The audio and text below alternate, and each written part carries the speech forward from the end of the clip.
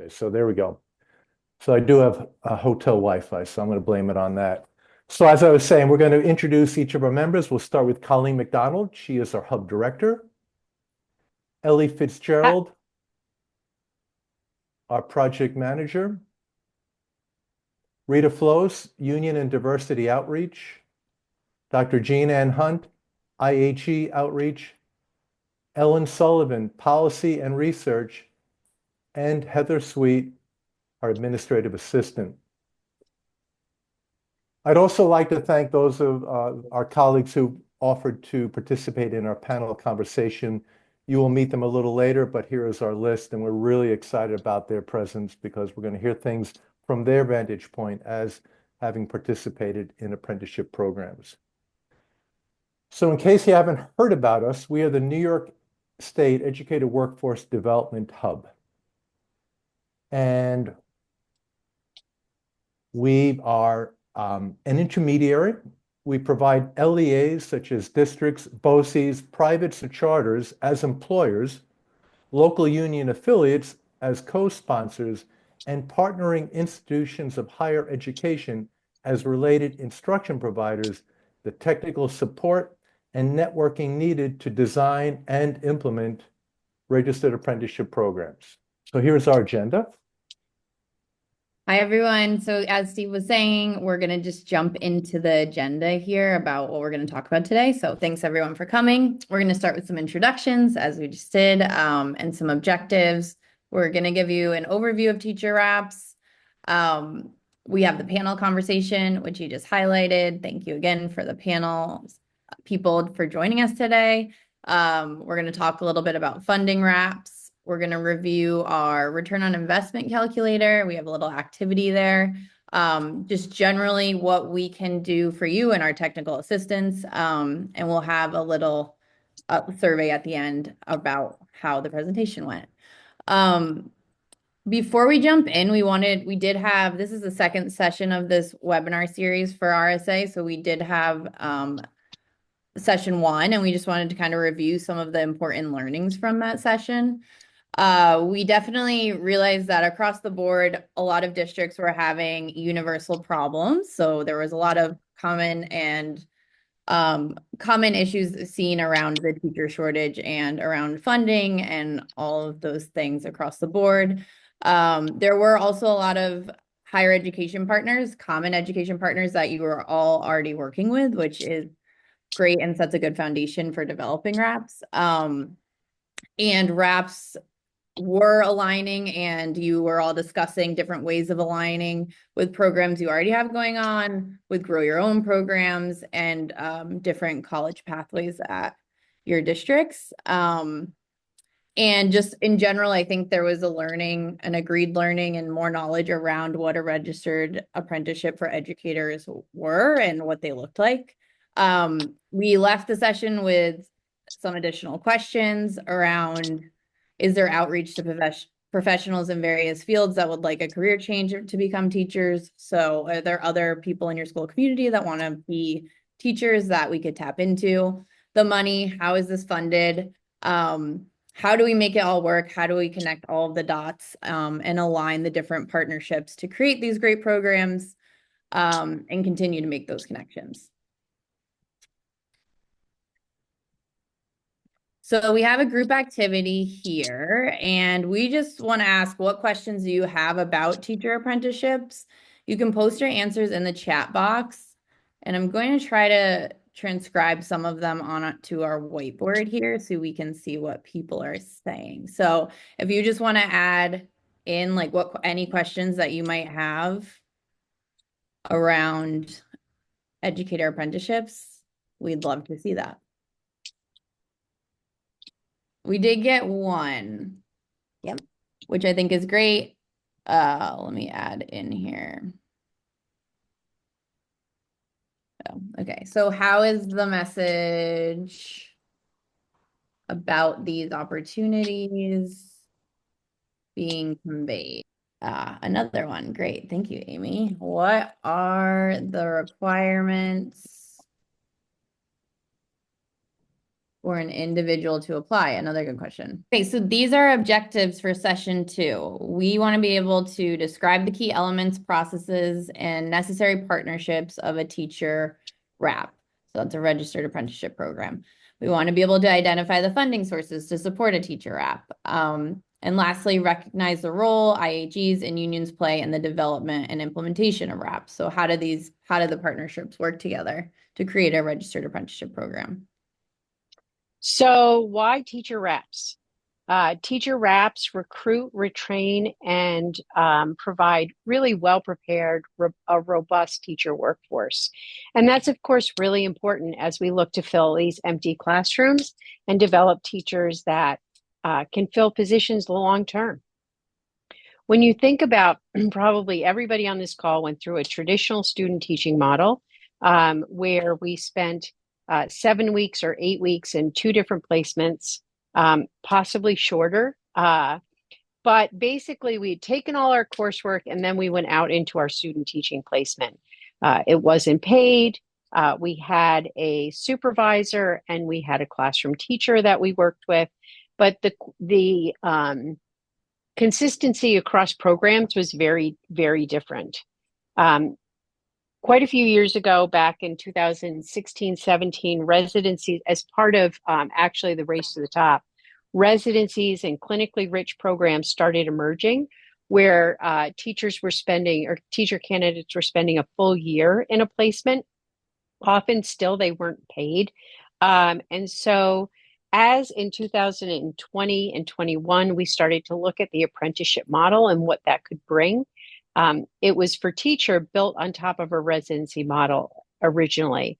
It provides access to tuition support. We all know how expensive it is to become a teacher. There was also additional labor of funding, Department of Labor funding support. And that was set up so that it was a minimum of 1 full year in the classroom. It could be 2. The apprentice had to be paid, and it had to be at least minimum wage. They could be affiliated with the union, but the union was definitely part of the creation of the program if the teachers were collectively bargained for, which of course they are in all of our public schools in New York State.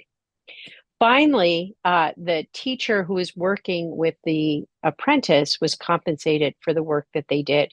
I'm sure many of you have taken on student teachers over the year from the traditional program. You might get $100 stipend. You might get access to sitting in a class if there's a seat. But this actually paid them in a teacher leader role for the all day, everyday work they were doing to help guide and mentor these young candidates. So who do you need?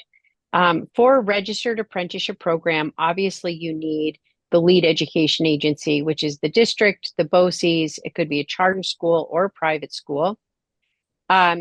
With the districts and the public districts and BOCES, you definitely need union involvement and union at the table for the conversation.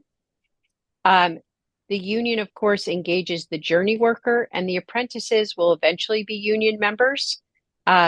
You also need your higher education partners who are going to be doing the related instruction for those apprentices. And the neat thing about it is that they're actually getting to apply that related instruction every day in classrooms. So what are the different roles? The role of the district in the BOCES is definitely different, or the private or the charter. They can become the sponsor and they're the employer. So there's actually a lot to be said around the school district priorities or the curriculums that they use, or what kinds of certification they have upcoming that they need to think about filling. So this is a way for districts to say to the higher ed partner, I'm going to need, in 2 years, I'm going to need a technology teacher and a math teacher and 4 elementary teachers. So those are the apprentices I would like to hire so they would become comfortable in our school community and our system and really understand and know. The union is a partner in this work. They play a very crucial role because obviously they represent the journey workers who are the ones that are going to be guiding the apprentices. So they're going to want to have conversations about how those people are selected, what the compensation is for those members, and what the processes and protocols are. Because they too are investing in this future workforce, time and energy. The role of the IHE is as a related instruction provider. So they're going to collaborate around the curriculum. They're still going to provide supervision for the candidates while they're in the classroom and do the observations and evaluations around meeting the competencies for graduating the program. And they support the professional needs in the program. This is, for me, a very exciting part of this webinar because you're going to get to hear voices from the people who are doing the work. So if you'll just give a wave when I say your name, and then what will happen is I'll ask some questions. I want to invite people to put questions into the chat as we move forward in terms of hearing what all these folks who are doing this work have to say. So I don't see Kelly here today, but Kelly Smith has been active at Russell Sage College with resident apprentices. We have Amy Langworthy from Warrensburg City Schools. Hi, Amy. I hope you had a good day off today. We have Luke Zahner, who was an apprentice and now a full-time classroom teacher. And we have Jason from Cambridge Central Schools, who was what we used to call the mentor teacher, what the Department of Labor calls the journey worker, and what state ed calls the school-based teacher educator. So you get to wear lots of different labels, Jason. And last but not least, our union representative, Amy Carpenter. So welcome to our panelist. And we have lots of Amy's in the room today, so I'll try to make sure that I distinguish between you when I ask your question. But Luke, we're going to start with you because arguably the apprentice is the most important person in the room when we're talking about teacher apprentices. So Luke, but first of all, just say a little bit about what you're teaching right now, where you're Yeah, at. absolutely. Yeah. So my name is Luke Zahner. I am working at Schenectady City School District at the high school level. So this is my second year as like a full-time teacher out of the program, and I've been teaching 10th grade global studies during my time at Schenectady, but I actually just recently picked up a night school class for U.S. history, so we'll see how that goes. But and then I've taught also fifth grade during like a summer enrichment program at Schenectady as well. Wow. And Luke, they are so lucky to have you. I'm so Thank glad. you. So, Luke, you also did your apprenticeship in Schenectady Public Schools. Yes, I did. And Yep. I'm wondering if you, as you think back to that experience, what are three words that you would use to describe your experience as a teacher apprentice? I would definitely say challenging because so I was a career change. I didn't go into this program um, I without having had like I had a bachelor's in psychology. I was a manager at a movie theater, so this was like a career change for me. So that was kind of the challenging part was going back to school and also just switching careers and trying to figure out in a way kind of how to make it work as far as that. Another word, rewarding, definitely, because I got to see, in a traditional program like Colleen was saying, you're there for 7 or 8 weeks, and then you move on to your next thing that you got to do. And it was rewarding because I was able to see, how students change over the course of the year, how they grow. Where I don't think you get to see that in the traditional program as much. And then just essential because I think that has helped me be more successful as a teacher because I knew more so what I was going to be asked to do, what to deal with on a daily basis. And because I was there for a 2 year program, part of the apprenticeship, I just think I was better prepared and it was essential to helping me be successful. Great, thank you. Thank you for those three words. I'm wondering if you'd build a little bit on the last word that you used, that essential word, and Yeah. tell us a little bit more about how being an apprentice really prepared you for being a full-time teacher of record.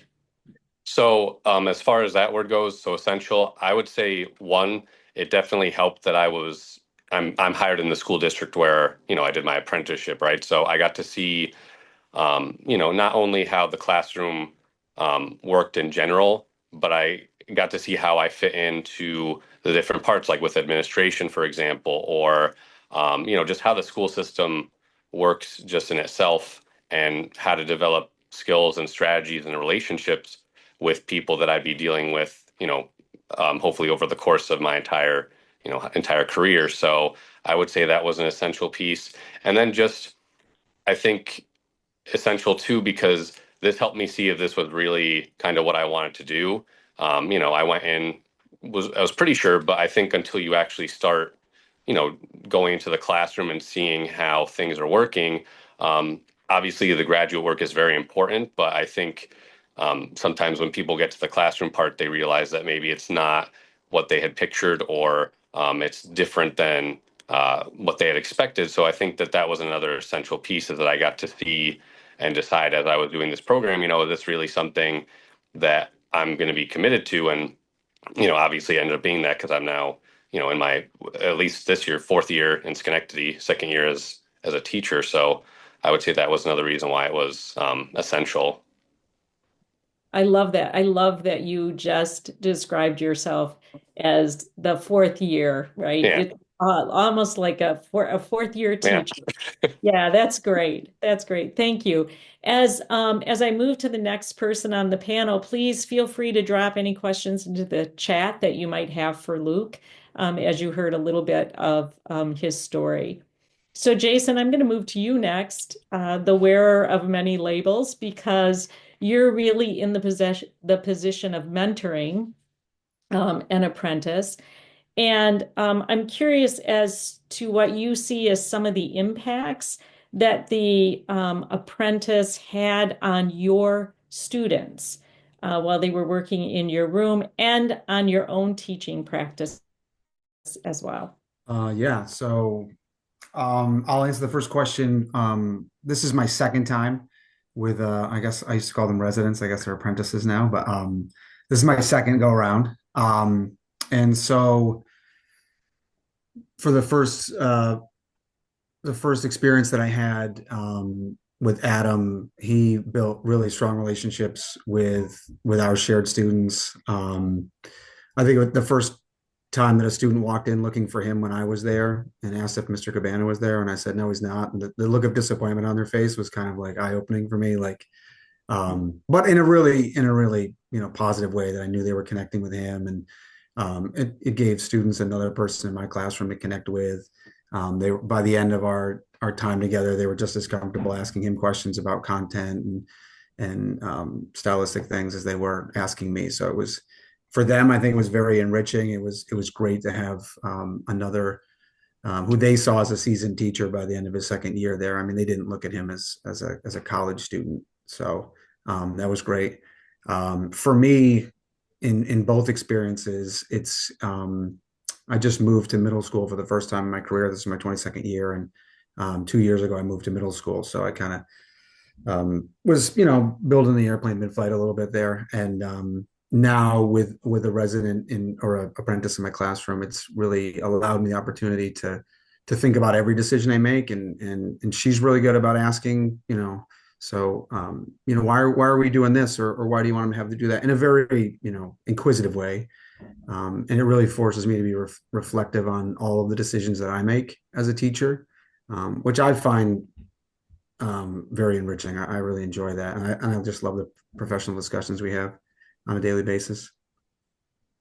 And you, I love that this piece about reflection, right? Because there's so much more time when you have a resident apprentice in your classroom, as opposed to having a student teacher where that time passes so quickly. Have you had student teachers in the past, Jason, in a more traditional program?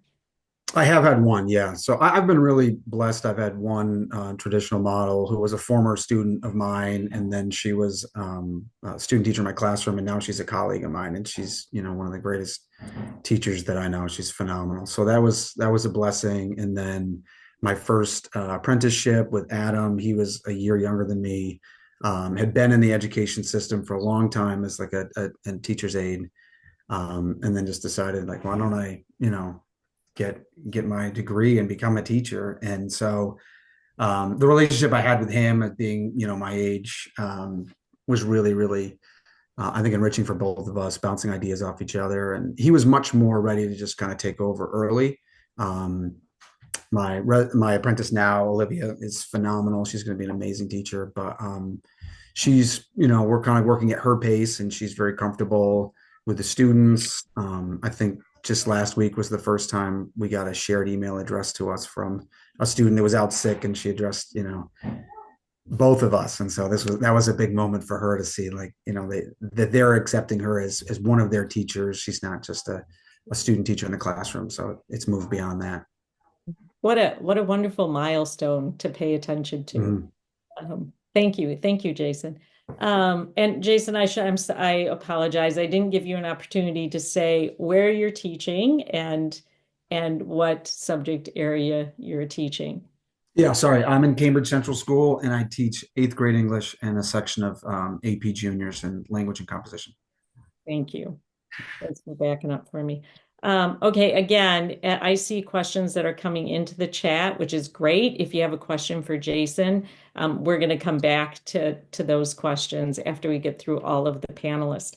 So I'm going to move on to Amy Carpenter, who is our union representative. Amy, do you want to say a little bit about where you teach, where you're at, and then I'll give you a question or two to respond to. Sure. So I'm at Stillwater Central School. Specifically, I'm in the middle high, but I'm the president of the Teachers Union K-12 or pre-K to 12, actually. I'm the librarian, but also the union president, which is why I'm really here. That's great.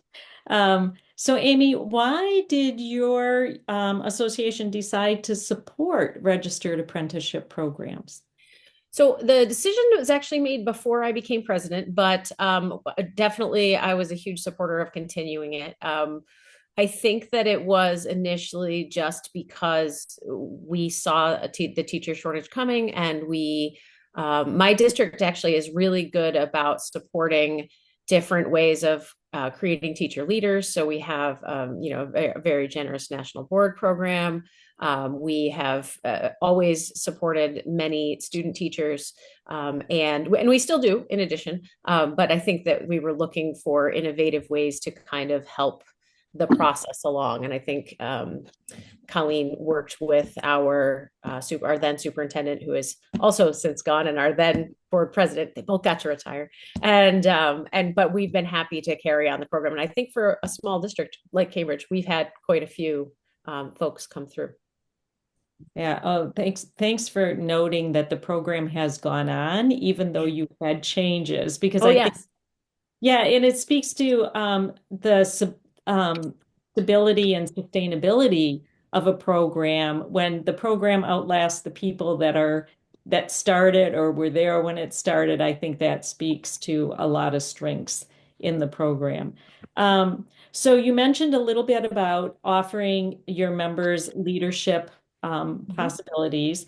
Are there other ways that you see the impact of a registered apprenticeship program on your members, or other ways that they engage? Yeah, absolutely. So actually, I asked one of my colleagues who has had a couple of folks come through, and what benefits it had specifically for her.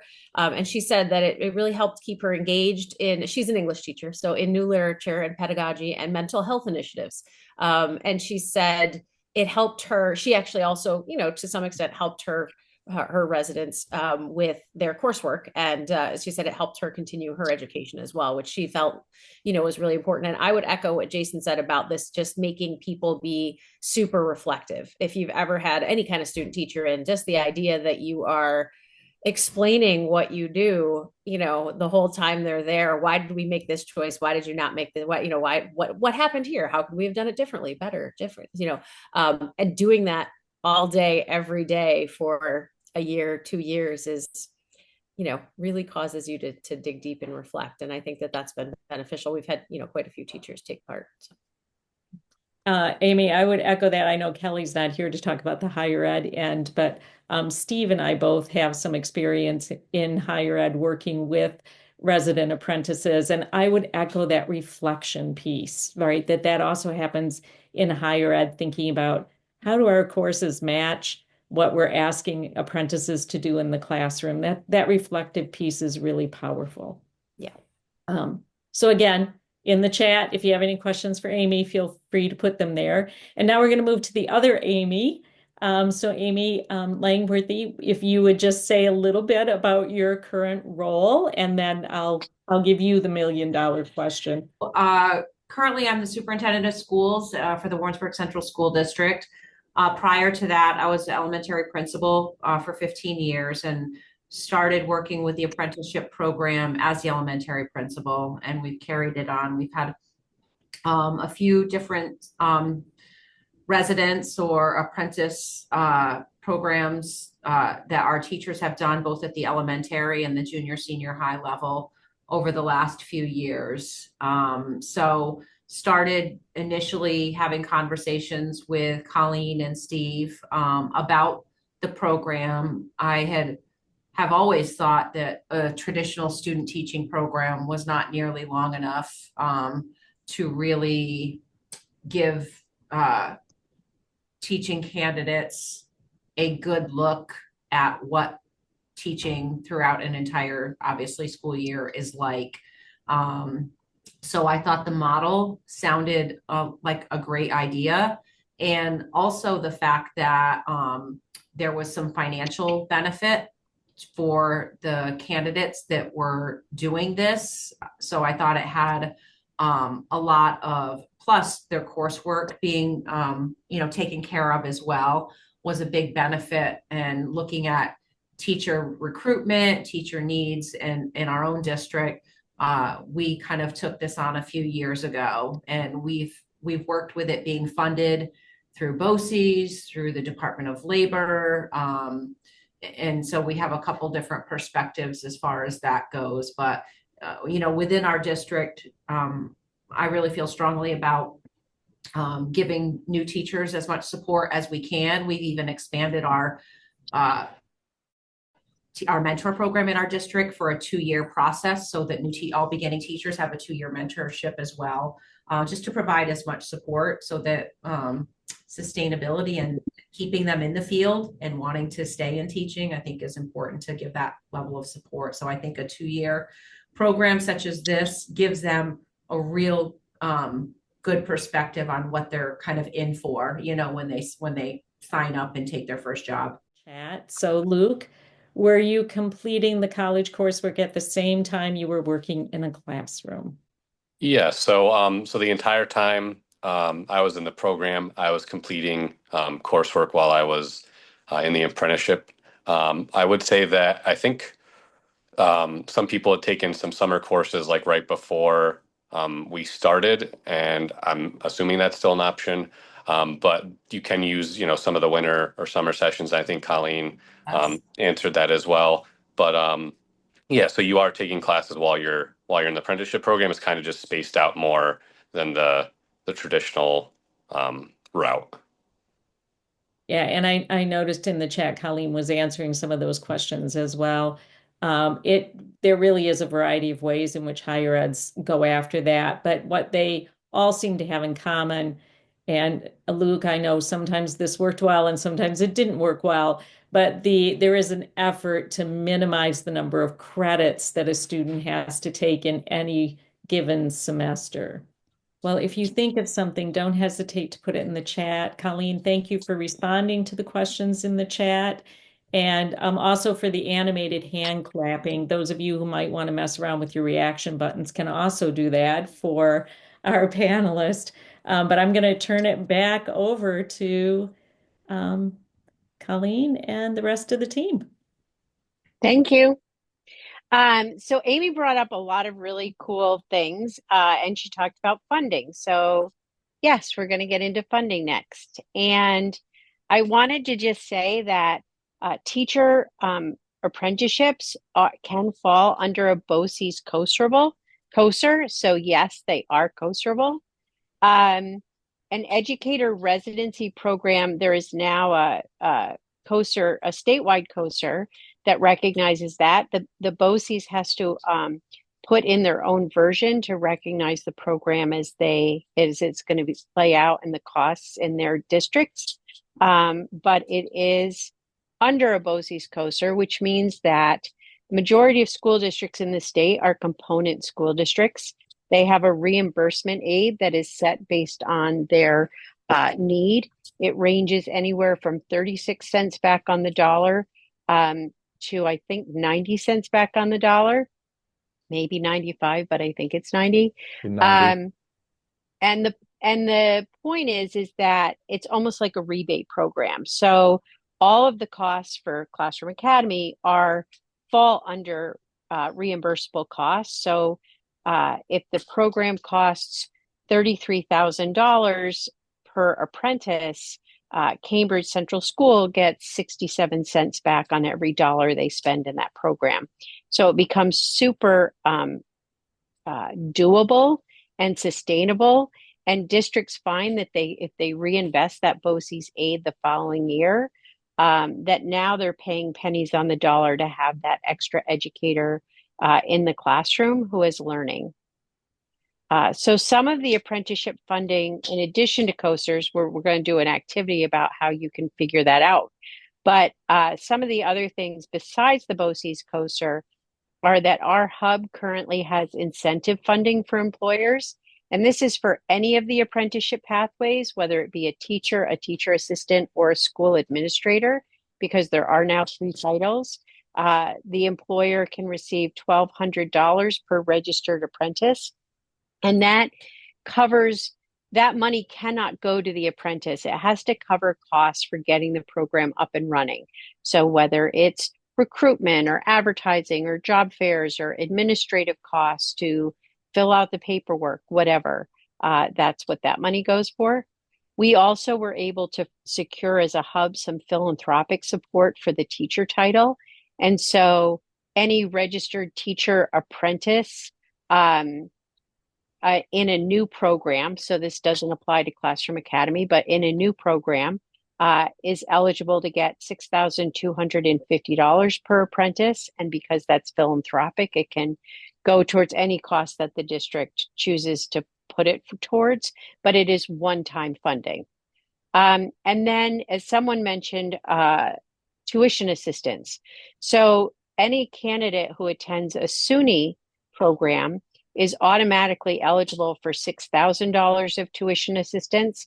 And there is a process for the employer sponsor. In our program, the employer is BOCES, or sponsor actually is Teach Me Education, could apply for this money, $1,500. We have not done that.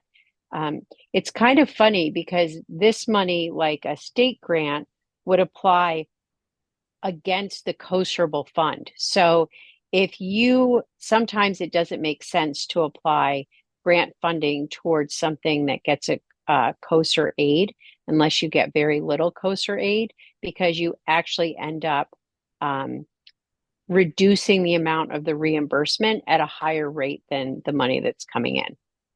And then there's other DOL funding possibilities, which include program grants. Right now, the Apprenticeship Expansion Grant is not available. We're waiting for it to be reannounced. But of course, as we know, all federal funds are kind of up in the air. The state does have a direct entry program grant, and there is, as Amy mentioned, the teacher residency program grant that was last year and this year, and I think it's back in Governor Hochul's budget again for next year.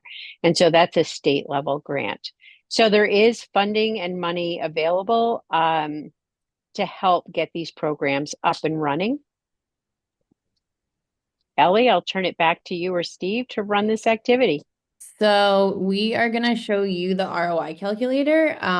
If everybody could go ahead and click this link. Did you just put it in the chat, I think Heather did? It is in the chat. Both Heather and I put it in there. And I'll open it as well so that I'll share my screen and walk through it with you all. But if you all go to the link, it kind of what Colleen was just talking about, we've created this ROI calculator to help show the ROI through using a BOCES COSER. Here, let me share. Okay, so we have the Registered Apprenticeship Program ROI calculator. What you'll first see is this first piece is the reimbursement aid rate, so you can change it to your rate. So let's say we have a 70% rate. You can say estimate the number of apprentices. Let's just do one to keep it simple. Our average annual expense per apprentice, that would be what your district would put into to have the apprentice teach in your school. Generally, it's around 35,000. So let's say that that might vary on different pieces. So this is the initial budgeted cost to have an apprentice work at your school. What we'll look at next and what we take into consideration in this ROI calculator is the substitute days that apprentices are eligible for. So they're eligible to substitute up to 20 days per year. So let's say they substitute for 20 days at an hour or a day rate of $125 a day. You're then looking. Ellie, can I just clarify? They don't get paid. This is part of their program, so they're not getting paid at that rate, but that's what your district would pay if you had to get a sub. If you didn't have an apprentice and had to get a substitute for that day, this is what your district would pay. Sorry. Yeah, no, great clarification. Yeah, so this is what your district would pay. The apprentices aren't getting paid, but they are eligible to sub for in your district. So the actual expenditure would then be an annual cost per apprentice is around $8,350. So that's per year, or for that year, you're paying $8,000 to have a second teacher in the classroom. It comes out to about $557 per hour. So this is with the aid reinvested and the substitute savings. So you really you're getting at the bang for your buck for this educator in the classroom for that whole year. Any questions around that? I don't know if anyone's like playing with it on their own or if they. So one other clarification is that the apprentice is being paid obviously while they're in the classroom. They have to be paid and it has to be at least minimum wage. But they're not getting paid additional funds for those substitute days. It's considered part of the program for the number of days you set. I will say that districts in the past have asked apprentices to take on, especially in the second year. We had one teacher who's had a family situation with COVID and needed to be out for a longer term. And so the apprentice, because it was their classroom, it was their second year in that classroom, felt very confident and comfortable. They took on subbing in that classroom. The district did pay them for 3 of the 5 days a week that they subbed because that was well beyond what the program expectations were. But the district will tell you that it saved money because it wasn't paying a sub 5 days a week. It was only paying for the sub 3 days a week. And it was a tried and true and tested individual who knew exactly what was going on in that classroom. And so the continuity of learning for the kids was also a return on investment. So how can we help? So as you can see on the slide, there's 4 main areas that we classified and listed some of the assistance we're able to provide. So you can see there's coaching and then facilitation, design, as well as then implementation of your registered apprentice program. Of course, just reach out. All our contact is on our webpage, and we're happy to respond with anything. There's the address for the website. And on the website, there's a toolkit, many resources. There's links to our podcast. There's a guidebook which answers how you could go about setting up a registered apprentice program as well as an accompanying workbook. And again, there's also that return on investment calculator. There's frequently asked questions that resident apprentices may have, as well as union members at higher ed and or district, as well as community involvement might be interested in. Thank you. Do we want to pause here for any questions before we go to the exit ticket? As we have a little time. I think that's great. Or is there something else the panelists wanted to add on that they didn't have the chance when they were answering a question, something they wanted to say? I want to add something. I want to thank the panelists and those of you who were able to attend. I mean, we're having some bad weather where you are. It's very nice here down south, but obviously it's not good weather up north. And thank you for making the effort, though, for being here in spite of the snow and the freezing rain and everything else. And as Heather Zellers shared with me in a direct message, this is really good stuff. And what the panelists had to share with the great facilitation of Dr. Jean Ann Hunt shows just how impactful this work is. We're really proud of what we've been doing to promote this across the state. Yeah, amazing work. Agreed. So that I just want to chime in a little bit with those few comments. Rita, did you want to talk about the exit ticket?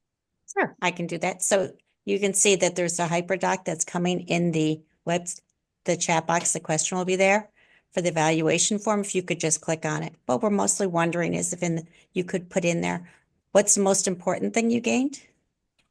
And what's one thing you might still be wondering about? Not only does it help us to evaluate how things are going, but anticipate and then respond as well to your questions. So as you're leaving, you're thinking, if someone asks what this webinar, brought to you, how might you respond? Well, I'm not going to drop it in the chat because it's too much, but I just want to say I really appreciated the thoughtfulness that went into the presentation. Luke, it was amazing to hear from you and Jason on the perspective of how that actually works in a classroom, and how, it's impacted kind of your school community and made it grow. I think that's a huge piece. I think bringing in the union perspective is huge, especially, hopefully having you guys to our summer conference. You'll be in front of a lot of superintendents and board members. So I think that that's a very important piece to consider, kind of the legal aspects of making this all work, but also wanting to support those apprentices. So maybe getting a little bit deeper food for thought on Luke. So if you're taking summer classes and winter classes, are you getting financial support? That nothing to answer now. Getting financial support through that, right? Making this doable for those people, making it so their time constraints aren't, they're not torn. So it's stuff to kind of consider, but this was been amazing. I loved the whole setup, all the information. I think you hit high level stuff that is, I don't know, I'm excited, right? I know that Steve and I are kind of working on bringing you guys back, and hopefully that'll happen. Hopefully we can make this work for all of you to get up to Lake Placid. So I would just like to thank you, Heather. This is awesome. And thank you for giving us this platform, and especially with your RSA members.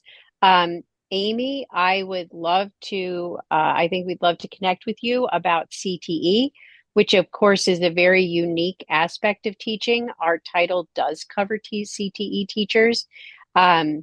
And would love to really dig in with you and think about how this could best work in that CTE landscape. Absolutely. We would very much appreciate that. We're looking into apprenticeships across our CTE areas, but one of the biggest areas is the need for CTE teachers.